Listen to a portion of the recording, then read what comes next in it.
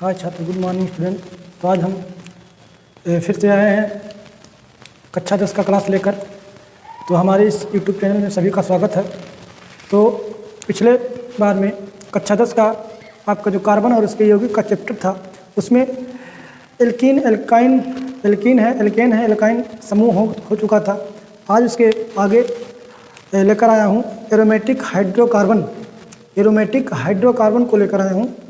उसके बारे में हम लोग पढ़ेंगे, देखिएगा। तो जो आपका अगला स्टेप था एरोमेटिक हाइड्रोकार्बन बंध श्रृंखला, क्या था? बंध श्रृंखला। अभी तक आपने खुला पढ़ा था, खुला श्रृंखला। अब बंध श्रृंखला हाइड्रोकार्बन। इसमें जो CH है तो उसमें हाइड्रोकार्बन में जो कार्बनों की संख्या है वो 6 होता है। 6 कार्बनों की संख्या होता है। जो परमाणु वलय रिंग के रूप में षष्ठ कोर में स्थित होते हैं। किसमें स्थित होते हैं? षष्ठ कोर में स्थित होते हैं। रिंग के रूप में बने होते हैं। रिंग माने गोले आकार का बना होता है, ठीक है। जो तथा वलय में 1 या 2 बंध एकांतर क्रम में लगते हैं, जिसे हम एरोमेटिक हाइड्रोकार्बन कहते हैं। इसे हम क्या कहते हैं? एरोमेटिक हाइड्रोकार्बन कहते हैं। तो जितने भी हाइड्रोबंध जो हैं, बंध श्रृंखला में 6 कार्बन रहेंगे और 6 कार्बन एक वलय आकार का षष्ठ कोर का निर्माण करेंगे, ठीक है, जिसे हम एरोमेटिक हाइड्रोकार्बन कहते हैं। इसके बाद है जिसमें जैसे है एग्जाम्पल के रूप में बेंजीन साइक्लोहेक्सेन C6H6 ये आपका क्या है?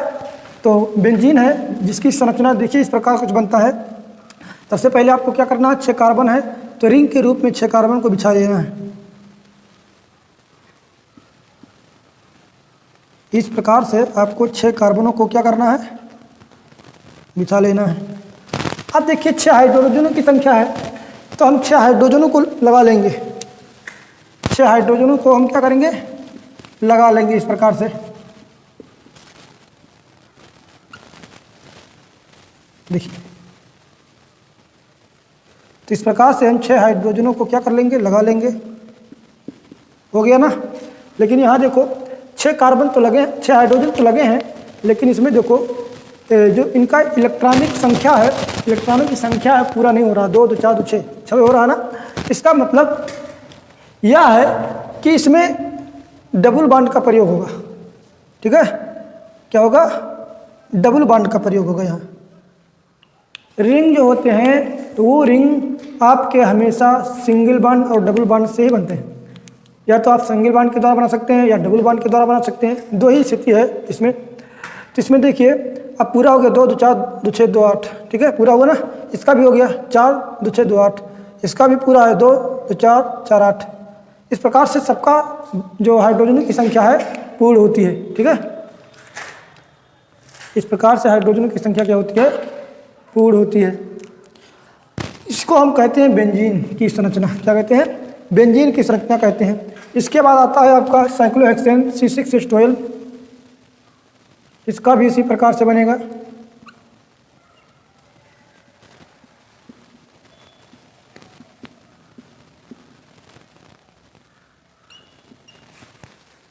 इसका भी इसी प्रकार से बनेगा। इसमें भी आपको हाइड्रोजनों की संख्या बिछा देनी है। अब इसमें 12 हाइड्रोजन की संख्या है।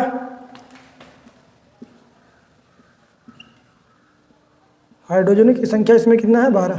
तो 12 हाइड्रोजन बिछाना है। इसका मतलब है कि हर एक पर 2 2 हाइड्रोजन की संख्या आएगा।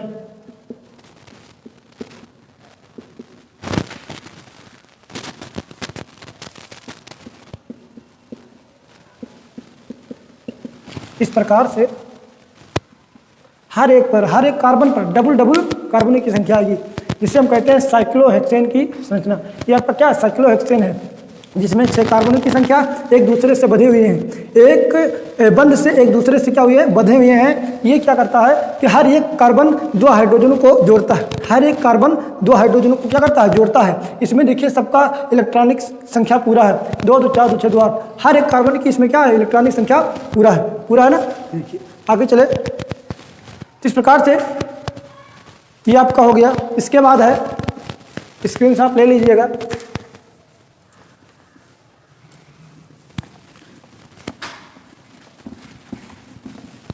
इस प्रकार से आप लोग बनाते रहें, सीखते रहें। इसके बाद है अपमार्जक क्या होता है। अपमार्जक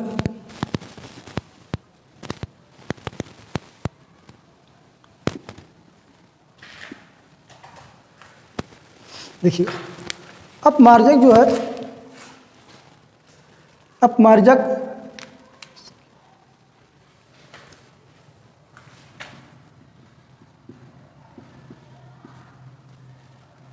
स्कैवेंजर, ठीक है, स्कैवेंजर है, अपमार्जक है। अपमार्जक में क्या होता है, वह कार्बनिक पदार्थ जिसमें साबुन की क्रिया की तरह मैल साफ करने का विशेष गुण पाया जाए, ठीक है। ऐसा पदार्थ हो जो मैल को निकालने की क्षमता हो, एक प्रकार का उसमें एक क्या हो, पदार्थ हो कि विशेष गुण हो जिसमें मैलों को आसानी से निकाल सकें, ठीक है, वो अपमार्जक होता है। क्या होता है, अपमार्जक कहलाता है। ऐसा साबुनीकरण क्रिया जो मैल को अच्छी तरह से क्या करे, साफ कर सके, ठीक है, ऐसा विशेष गुण हो उसमें, वो अपमार्जक कहलाता है। क्या कहलाता है, अपमार्जक कहलाता है। देखिएगा, वह कार्बनिक पदार्थ, वह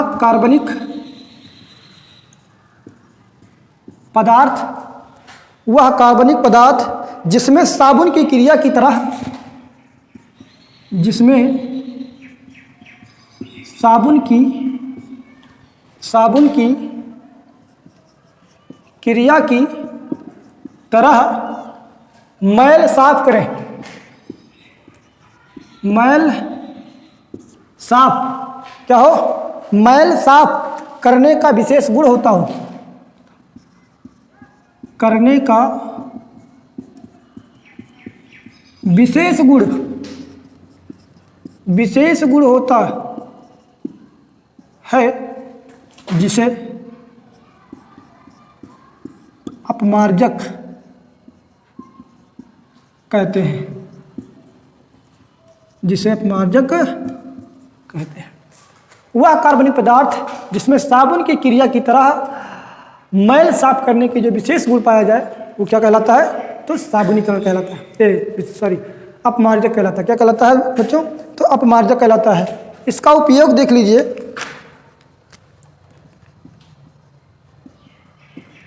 यूजेज,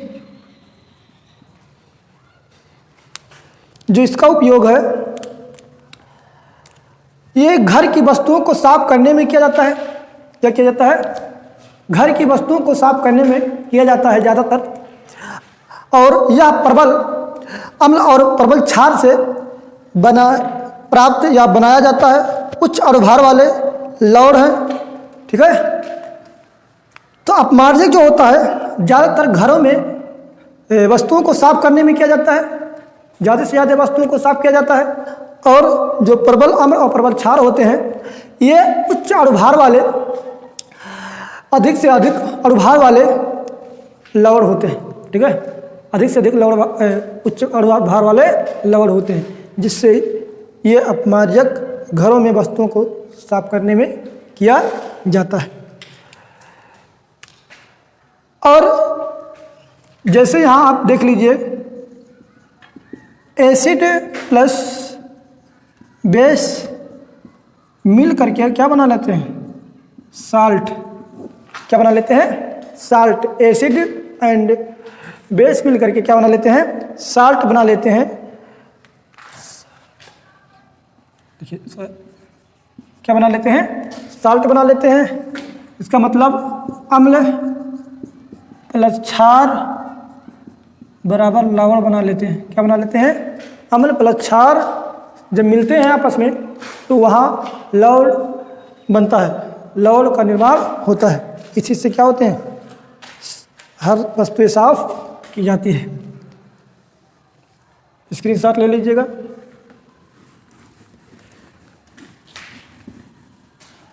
इसका इसका आप लोगों को गुण बता दें, प्रॉपर्टीज के बारे में। इसका गुण क्या है? तो इसका यह गुण होता है, यह जल में विलय होता है। क्या होता है? यह जल में विलय होता है। यह जल में क्या होता है? विलय होता है, अर्थात जल में मिल जाता है, आसानी से जल में क्या होता है? घुल जाता है। इसके बाद इसके जलीय विलयन में आयनन हो जाता है। दूसरा है, इसके जलीय विलयन में आयनन हो जाता है। इसके जलीय विलयन में आयनन हो जाता है, अर्थात आयन पाया जाने लगता है, आयन बनने लगता है। यह जल के साथ मिलकर कोलाइडी विलयन बनाता है। तीसरा है, यह जल के साथ मिलकर कोलाय विलयन बनाता है, कोलाइडी विलयन बना लेता है। या जल में मिलता है और क्या बना लेता है? कोलाइडी विलयन बना लेता है। इतनी जो गुण होते हैं, इनके अंदर इतना गुण पाया जाता है। इसके बाद आता है आपका साबुन। साबुन क्या होता है? साबुन कैसे बनते हैं? देखिएगा, अब साबुन है जिसमें आपको बताया गया है, साबुन उच्च अणुभार वाले मोनोकार्बोक्सिलिक अम्लों के साथ अगर सोडियम तथा पोटेशियम लवण को हम साबुन कहते हैं। क्या कहते हैं? साबुन।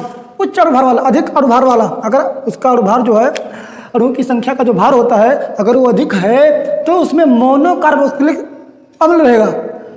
मोनोकार्बोक्सिलिक अम्लों के सोडियम तथा पोटेशियम लवण को ही हम साबुन कहते हैं। अगर वो सोडियम हो या पोटेशियम लवण हो या सोडियम लवण हो, वो किसके साथ क्रिया करे? तो मोनोकार्बोक्सिलिक अम्लों के साथ क्रिया करे।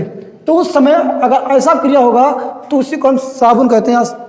अब साबुन देखिए, साबुन का जो सूत्र है C17H35 COON, ये आपका साबुन का सूत्र होता है, C17H35 COON।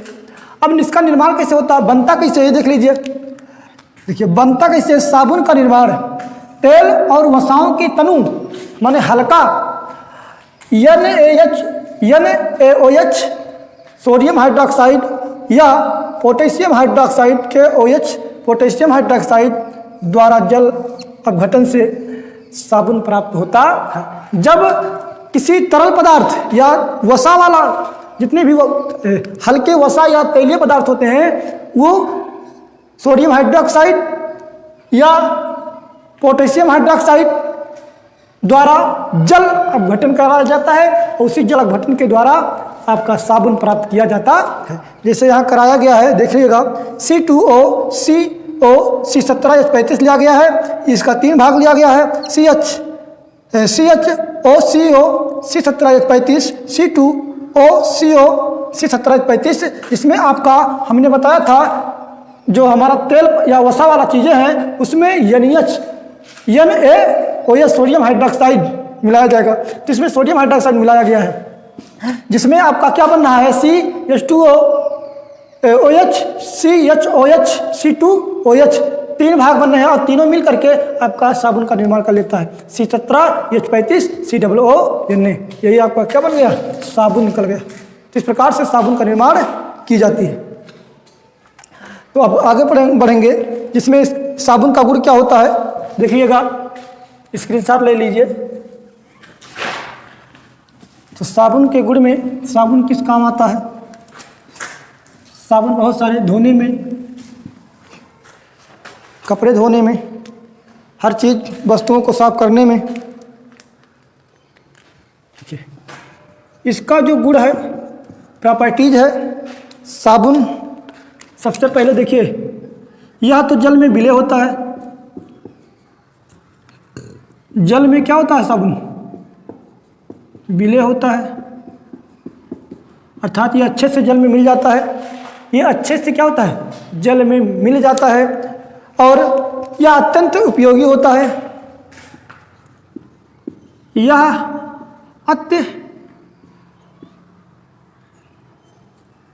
अत्यंत उपयोगी होता है।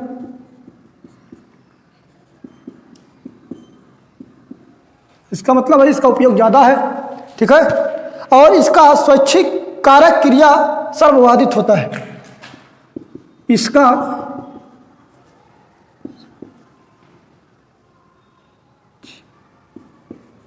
स्वैच्छिक कारक क्रिया सर्वबाधित होता है। अर्थात यह सभी प्रकार के स्वच्छ सफाई के लिए होता है। साबुन हमेशा हर वस्तुओं को साफ करने के लिए होता है, ठीक है। हर एक प्रकार की वस्तुओं को साफ रखने के लिए होता है। तो ये सब साबुन के गुण हैं, ठीक है। तो इस प्रकार से साबुन का इस्तेमाल किया जाता है। जली में भी आसानी से घुल सकता है। तो ये साबुन का निर्माण जो आपको बताया गया, सोडियम हाइड्रोक्साइड या पोटेशियम हाइड्रोक्साइड वसा या तैलीय पदार्थ के द्वारा, जल घटन के द्वारा बनाया जाता है। तो ये आपको कन्फर्म है। ये हो गया। बाकी उपयोग, बहुत सारे उपयोग इसमें आता है, ठीक है।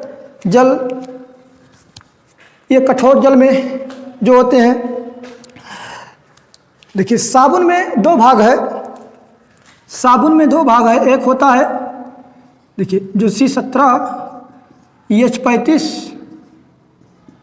COO जो है, इसमें दो भाग बनता है। एक C17H35 और एक बनता है COO। इसमें कहते हैं एक को पूछ कहते हैं, ठीक है। एक को पूछ कहते हैं और एक को आगे की पूछ हो गया, जो पूछ और सिर, ठीक है। पूछ और सिर होता है, जिसमें C17H35 ये पूछ का काम करता है। C17H35 ये पूछ का काम करता है और COO ये सिर का काम करता है। सिर हो गया, ये हो गया पूछ, ये हो गया पूछ। तो C17H35 को पूछ भी कहते हैं। जो CNO है उसको हम सिर कहते हैं। पूछ मैल स्नेही होता है। पूछ क्या होता है, मैल स्नेही होता है। क्या होता है, पूछ मैल स्नेही होता है। ये क्या होता है, मैल स्नेही होता है। पूछ मैल स्नेही होता है। और सिर क्या काम करता है, ये जल स्नेही होता है।